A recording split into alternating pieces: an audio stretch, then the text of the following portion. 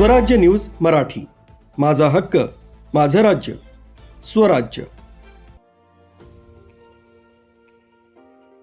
शहरातील वाढत्या दुचाकी चोरीच्या घटनांना आळा घालण्यात नाशिक पोलिसांच्या गुन्हे शाखा युनिट 2 ला मोठं यश आलंय। पाथर्डी फाटा परिसरातून एका सराईत गुन्हेगाराला पोलिसांनी अटक केली आहे। त्याच्याकडून चोरीच्या 17 सायकली जप्त करण्यात आल्या। पाथर्डी फाटा येथील टोयोटा शोरूम जवळून आरोपीला ताब्यात घेण्यात आले। अर्जुन बेलप्पा वाणी असं अटक करण्यात आलेल्या आरोपीचं नाव आहे। पोलिसांनी आरोपीच्या ताब्यातून एकूण 17 सायकली जप्त केल्या, ज्यांची एकूण किंमत सुमारे 1,50,000 रुपये इतकी आहे।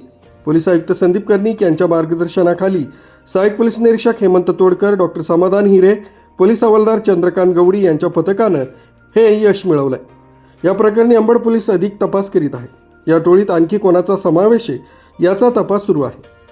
न्यूज ब्युरो, स्वराज्य न्यूज मराठी, नाशिक।